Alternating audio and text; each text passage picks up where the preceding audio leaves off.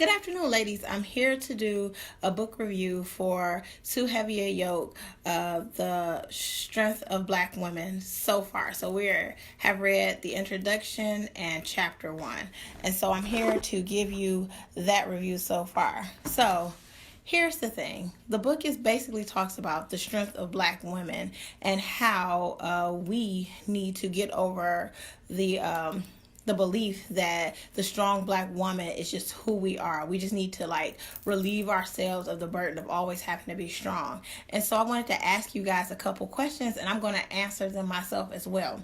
So describe in one word what you think of when you think of a black woman.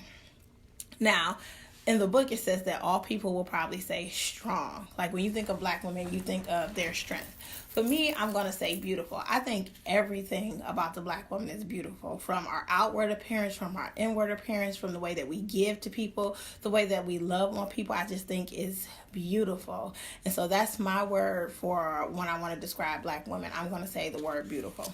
You guys can leave your thoughts about the answer to these questions in the comments. So when we talk about the strength of a black woman and her being strong all the time, do you often feel obligated? Like you have to do stuff. Like there's no other choice. There's nobody left to do it. It's up to you to get it done. Do you often feel obligated? And for me, I'd have to say yes. I always feel like I have to do stuff. Like no matter what is going on in my life, if somebody asks me to do something, I mainly almost all the time feel obligated to do it because I don't want people to think I don't want to help them. That is something I think that we are all working on, is to know as a complete sentence. But let's be honest about it. Do you often feel obligated when people ask you to do something because you don't want to appear unhelpful or like you don't have it together, like you can't help them? The other thing is, can you depend on others? We as black women will say, girl, I got this. Well, we as women in general, but the book is mainly focusing on the strong black women, so don't be offended.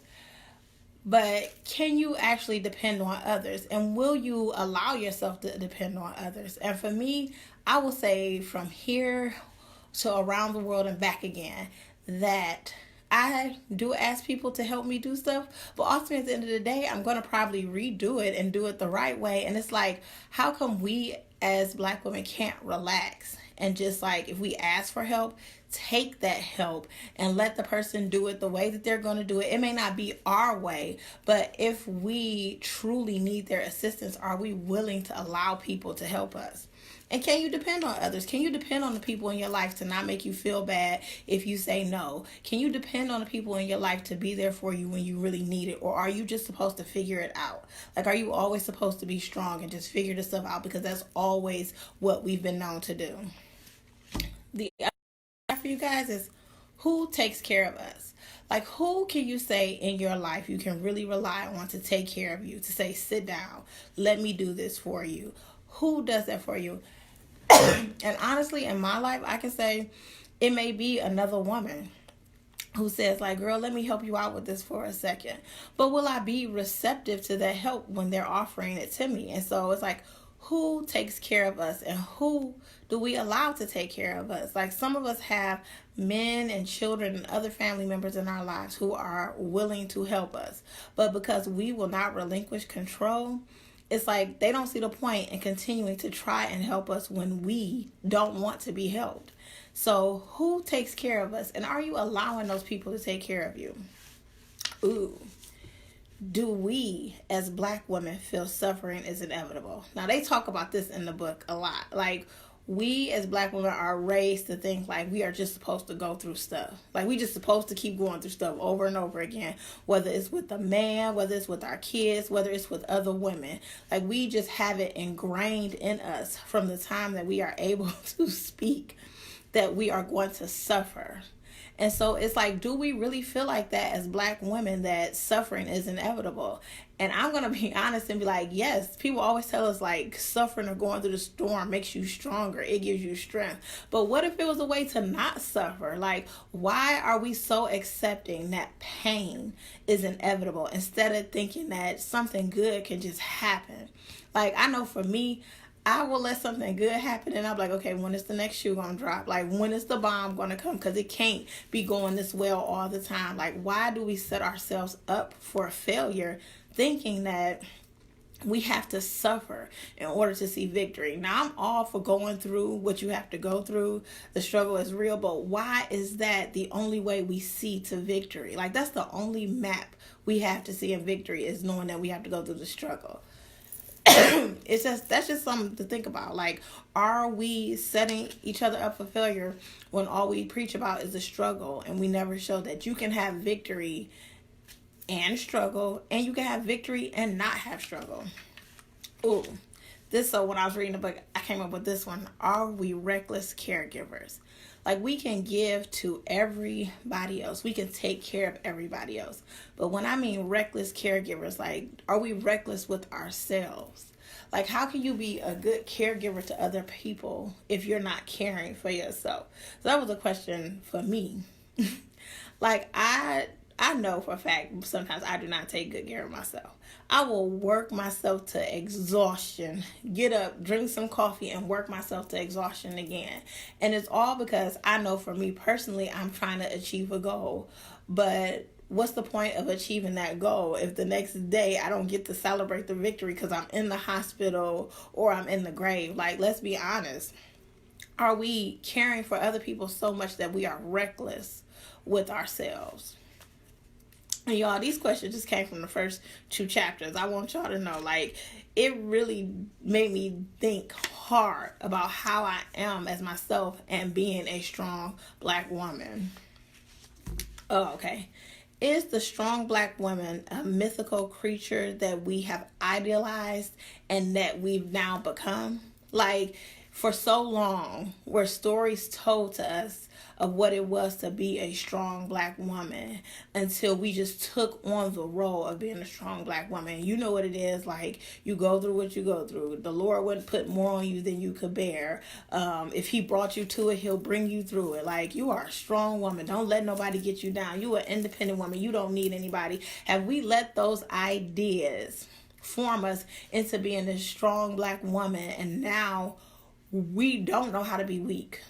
We don't know how to let our guard down. It's always up. And this strong Black woman has created this thing that we no longer want to be anymore. I speak to women each and every day who are tired of being strong. But if they show that they're not strong, it's a sign of failing at life. It's a sign that you're weak. It's a sign that you're unorganized. But have we let this myth of what it is to be a strong Black woman send us to the grave? Like, honestly, have we heard what a strong Black woman is for so long that we've just been adding to that definition, and with each generation we add more and we start to become that? But then we also become a person who can't be vulnerable, who can't say I'm tired, who can't say I'm strong, because we're going to be looked at as weak. All right, y'all, let me see what else the question I got. Ooh, what would you be if you weren't a strong Black woman? Like, think about that. If you could take off the armor of not being strong, who would you be? Would you be okay with not being able to solve everybody's problems? Would you be okay with taking care of yourself? And for me personally, lately in my life, I have to say, like, I'm laying this armor down. I can only do what I can do. Like, I have hopes and dreams like everybody else. But am I going to keep being willing to put those hopes and dreams to the side because I want other people to succeed? Or am I going to go for mine? Like, that's just the truth. Like, if when people talked about you, they didn't label you a strong Black woman, would you be okay with that? Would you be okay with being just a woman that they used other descriptive words for besides being a strong Black woman? Because y'all know we wear that badge like, yes, a sister is strong. I got it all together. This question came up in the book, and she gave examples of this. What would happen if you lost it? What would happen one day if you completely was like, no, I'm not doing this anymore. I don't have any strength to give you, because I don't even have any strength to give myself. What would happen if you just decided to lay everything down, to give up your strength? What would happen if you became that black woman? And for me, I'm like, really exploring what would happen if I decided to stop being the go-to person for people I cannot go to. What would my life really look like? What would I be able to accomplish if I just decided to say no more often than I said yes? What if I decided to be like, I'm not a strong black woman. I am a black woman who has strength. But I'm not labeled as somebody that you can come to and lay all your burdens down and expect me to figure it out, solve all your problems, because you know that I have the strength to do it, that's ingrained in me. What would happen if you decided to not do that anymore?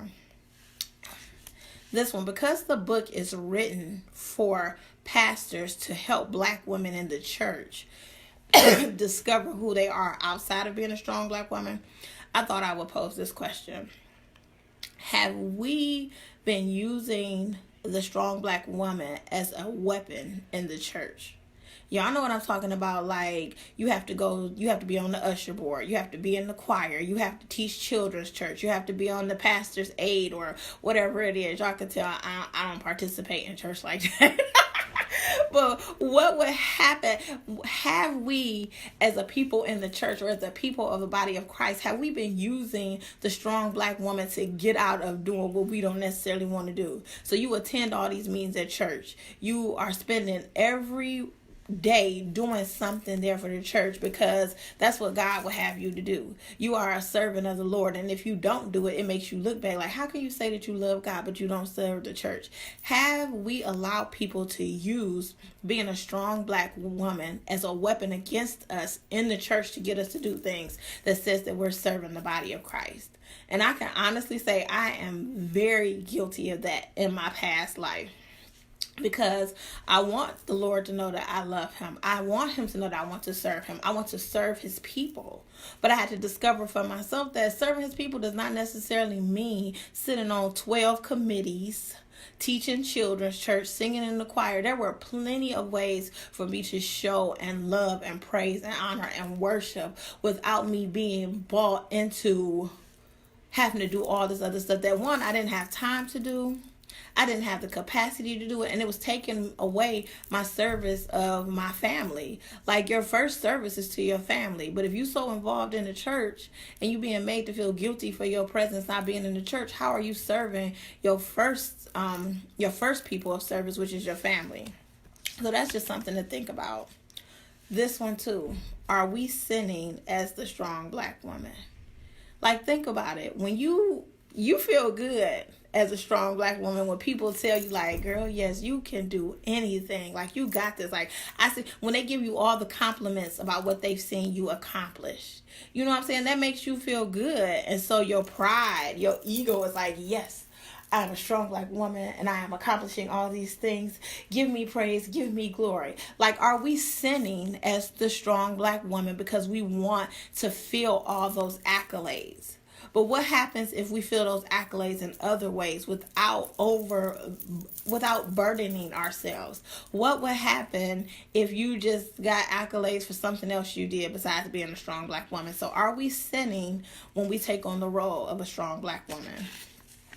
Okay. Oh, are we passing down the strong black woman mentality to our children? So you got it from your grandmother. You wake up, you're supposed to cook the family breakfast, make sure everybody get off to school, you go to work and do what you're supposed to do, then you come home, you clean up, you help with homework, you try to be there for each and every individual family member. You the last person to go to bed, you the first person up, you the last person to go to sleep, just to make sure that everything goes smooth for everybody else. And that's who you are representing to your daughters. But what happens when you're sick? When you're tired, when you're frustrated, when you can't get your mind quite right? Why are we passing down that mentality so that when our daughters are tired, when they are sick, when they feel like they can't move forward, but you still have to be strong? Like, why are we giving that it's not okay for you to take a break, that you don't have to be strong in everything? So are we passing that mentality down to our daughters? And are we releasing that mentality to our sons? Are we telling our sons that if they marry a strong black woman, you don't have to assist? She's going to accomplish it all and let her do it by herself? Like, come on now. All right. This is a good one here. And it made me think really hard because I see this a lot. Why do we not show other black women grace? So in the book, you need to read it. She talks about how she was at a moment where she was doing a lot of stuff with the church. And she went before the women's committee in the church because she wanted to be nominated for something, but she had to be honest with them about what was going on in her life. And 2 women said, yeah, hey, we were wondering like how we could better help serve you, like how we could better help you use your ministry gifts. And then 2 other women were like, you need to figure it out. Like, you know what I'm saying? Like, everybody struggle. Like, you need to figure it out. And she states in the book how the 2 white women were empathetic with her about struggling to balance her work and her family life and her ministry life. And how the other 2 were black women who were like, no, figure it out. That's just what we have to do. We as black women have to figure stuff out. And she was just saying like how it feels to be a black woman. And I know that we can all compare this, because I know I can. It's like, if you're not grinding 24/7, then you're lazy or you're slacking. You can't possibly be tired, because I'm not tired, sis. And if I'm up, sis, you should be up, sis will be too. We are doing this. This is what we do. We do this. We got this. But what if I am tired? What if mentally I can't go on? What if physically my body is starting to shut down?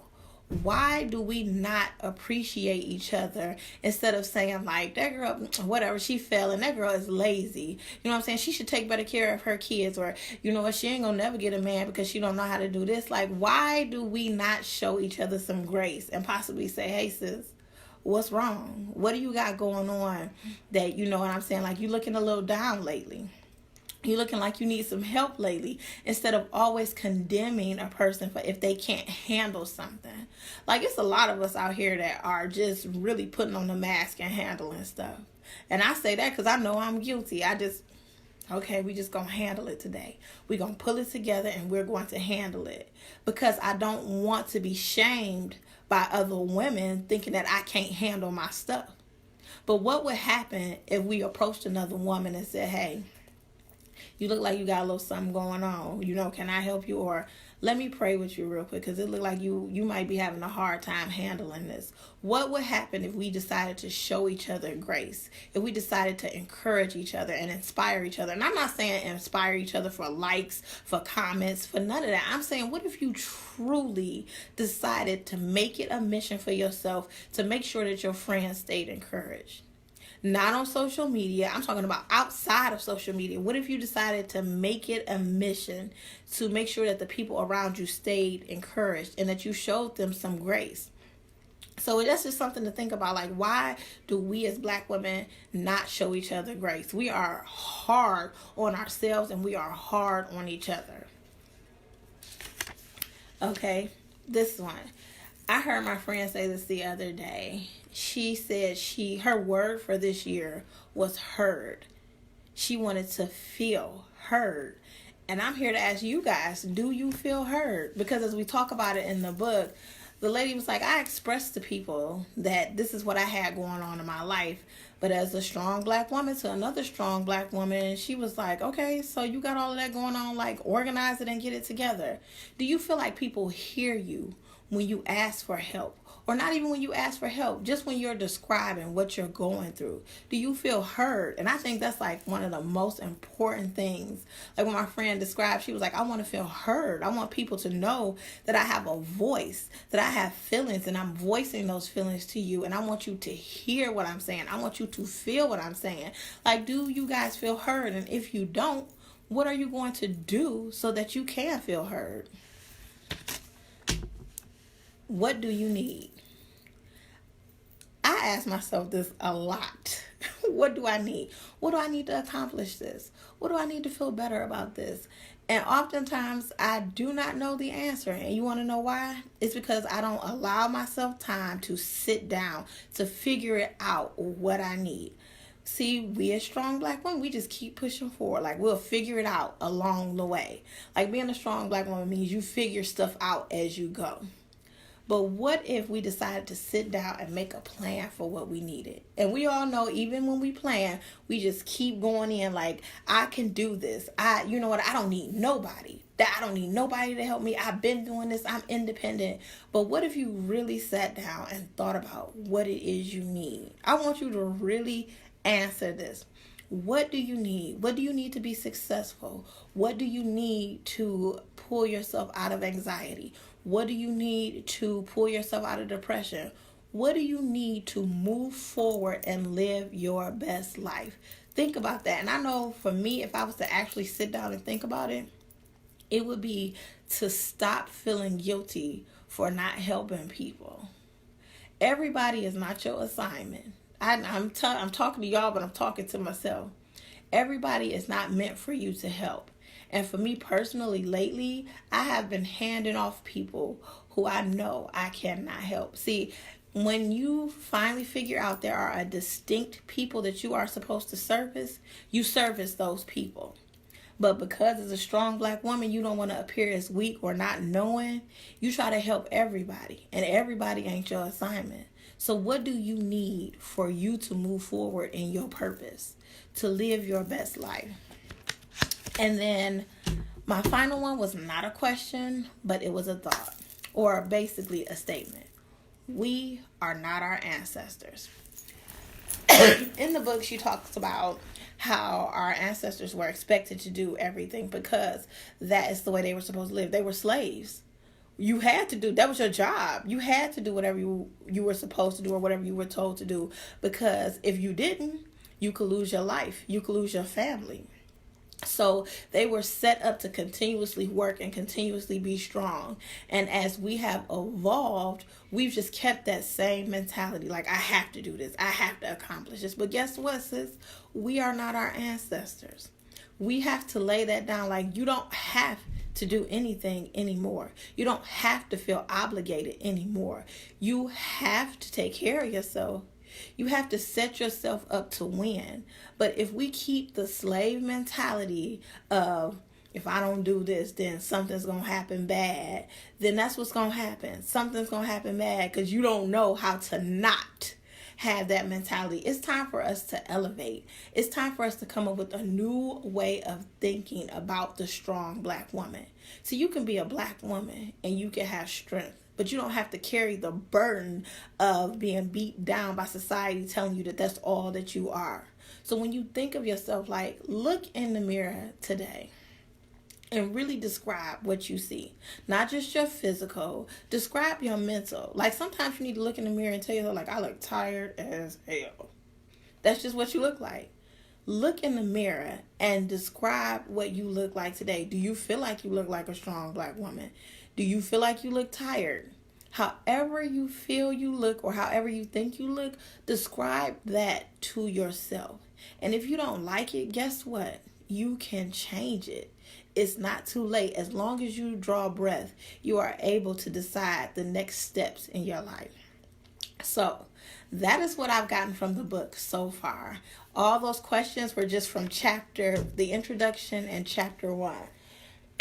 I will keep reading so that I could come back in and give you my thoughts on the next 2 chapters